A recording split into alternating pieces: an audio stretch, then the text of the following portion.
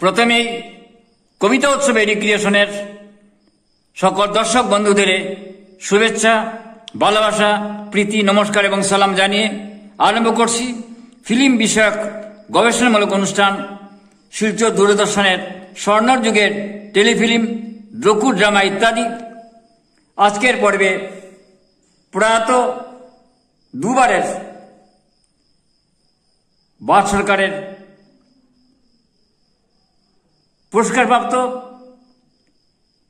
চিত্র পরিচালক পুলক গগৈ সম্পর্কে কিছু কথা বলতে যাচ্ছি। পুলক গগৈ সঙ্গে আমার ছিল ঘনিষ্ঠ সম্পর্ক। আসামের চলচ্চিত্র আন্দোলনে যার অবদান স্বীকার অবশ্যই করতে হয়। তিনি অসমীয়া সিনেমায় নতুন এক ধারা তৈরি করে গেছেন এবং শিলচর দূরদর্শনের একটি বাংলা টেলিফিল্ম করেছিলেন।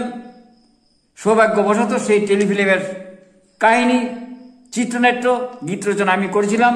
সেই ফিল্মটি ছিল জঠর, যেটি কাজ থেকে সঙ্গীত সুধাকর ভূপেন হাজারিকা উচ্ছ্বসিত প্রশংসা করেছিলেন।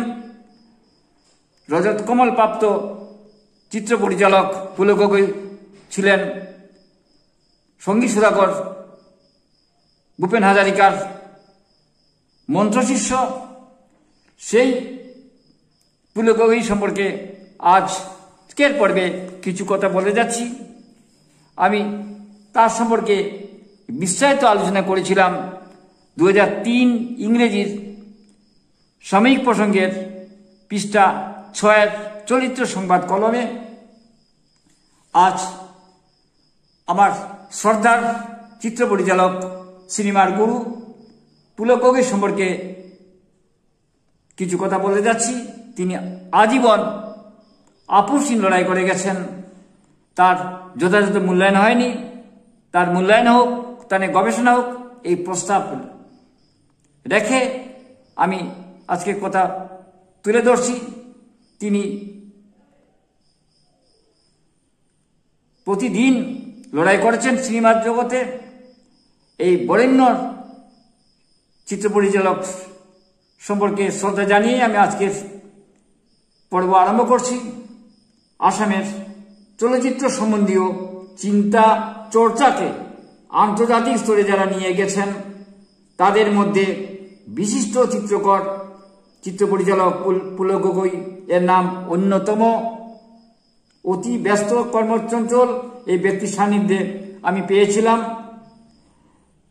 তাকে কখনো আমি দেখতাম স্টুডিও ফ্লোরে, কখনো আর্ট গ্যালারিতে, কখনো কার্টুনে, কিংবা কখনো তিনি ব্যস্ত থাকতেন ক্যানভাসের ছবি আঁকতে। মাঝে মাঝে তার বাড়িতে যেতাম। এর মাঝে দেশে বিদেশে নানা কাজ নিয়ে চলে যান তিনি, যেতেন। তাই তাকে টেলিফোন করে যেতে হতো, যেতাম। আমি এই পরিচালক সম্পর্কে বিস্তারিত আলোচনা করেছিলাম 2003 ইংরেজির সাময়িক প্রসঙ্গের পৃষ্ঠা 6 চলচ্চিত্র সংবাদ কলমে। তার বাড়িতে গেলে আমার মনটা ভরে যেত। মনে হয় যেন সিনেমার কোনো কর্মশালাতে আমি যুক্ত হতে গিয়েছি। তার কাছ থেকে অনেক অভিজ্ঞতা আমি পেয়েছিলাম, অনেক কিছু শিখেছিলাম। আজকে হাঁটি হাঁটি পাবা করে আমি 12টি টেলিফিল্ম করেছি। আসামের প্রথম বাংলা সিনেমা পারদর্শিনী আমি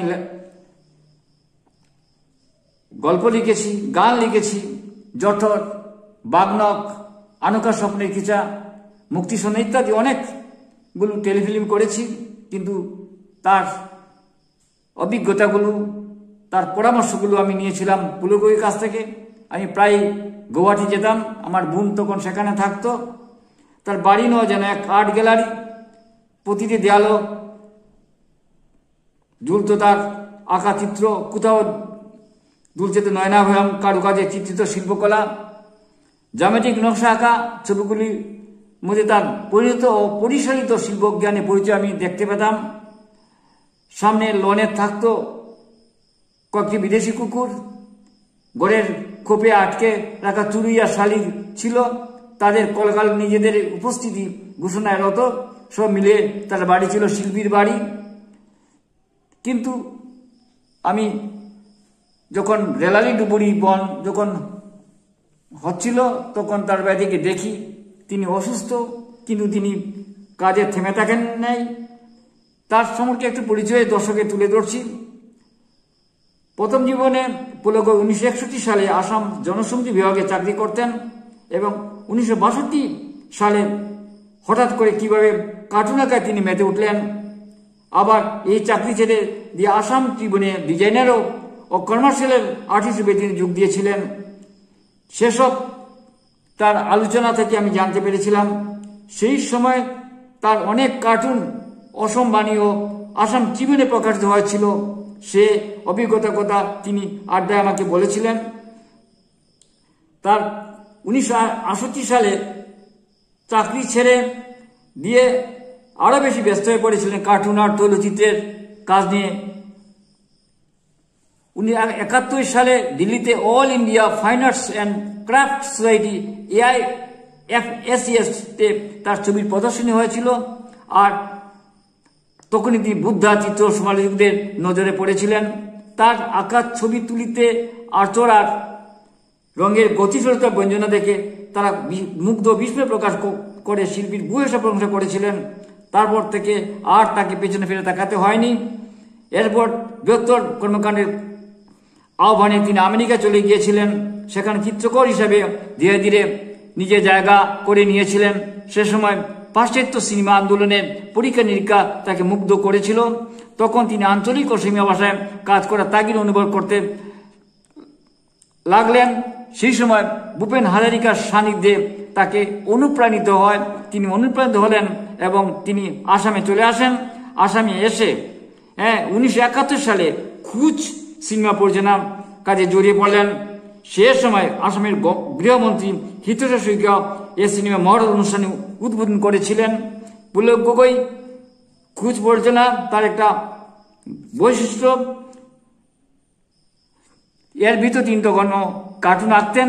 কর্মব্যস্ততার মধ্যে ছবি আঁকা তার থেমে থাকেনি। খুঁজ যদিও তার বাণিজ্যিক সফল ছবি হয়ে উঠতে পারেনি, তবুও ছবি তার মধ্যে দৃঢ় প্রত্যয় আর আত্মবিশ্বাস জাগিয়ে দিয়েছিল।